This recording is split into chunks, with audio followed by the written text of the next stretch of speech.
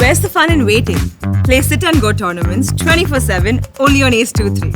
This game involves an element of financial risk and may be addictive. Please play responsibly and at your own risk.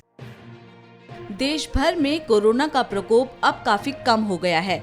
8 महीने बाद सबसे कम corona case दर्ज किए गए हैं। मंगलवार सुबह स्वास्थ्य मंत्रालय की ओर से ताज़ा आंकड़े जारी किए गए। मंत्रालय के मुताबिक पिछले 24 घंटों में 12,428 नए कोरोना केस आए और 356 कोरोना संक्रमितों की जान चली गई। वहीं इस दौरान 15,951 लोग कोरोना से ठीक भी हुए हैं, यानी कि 3,879 एक्टिव केस कम हो गए। लेकिन देश में घटते कोरोना संक्रमण मामलों के बीच एक चिंताजनक बात सामने आई है। ब्रिटेन और यूरोप के कई देशों में तबाही मचाने वाला कोविड का नया वेरिएंट डेल्टा प्लस AY 4.2 अब भारत में भी मिल गया है। ये वेरिएंट डेल्टा वेरिएंट की तुलना में ज्यादा संक्रामक है, जिसके बाद से ये संभावना जताई जा रही है कि ये तीसरी लहर की आहट भी हो सकती है। यही वजह है कि विशेषज्ञ इस त्योहारी सीजन में खास तौर पर सतर्क रहने की सलाह दे रहे हैं।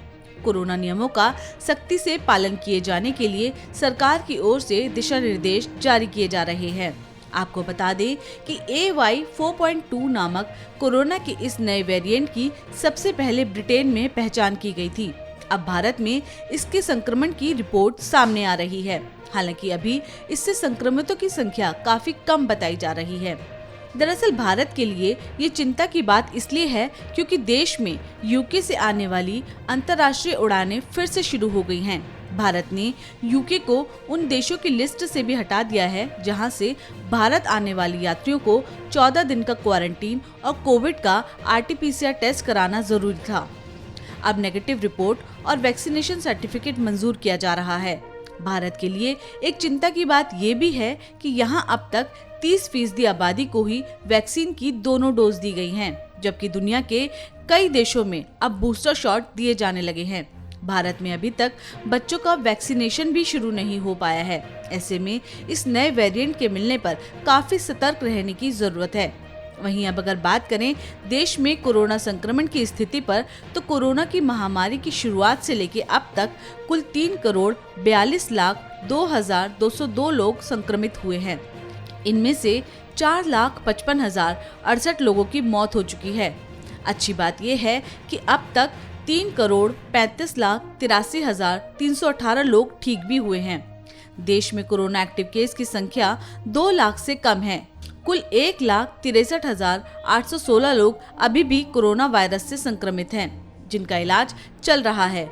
वहीं अब तक 102,94,01,000 कोरोना वैक्सीन की डोज दी जा चुकी है। देश में कोरोना संक्रमण के सबसे ज्यादा मामले अभी भी केरल से ही मिल रहे हैं। बीते 24 घंटे में केरल में सबसे ज्यादा 6,664 नए कोरोना मामले सामने आए हैं।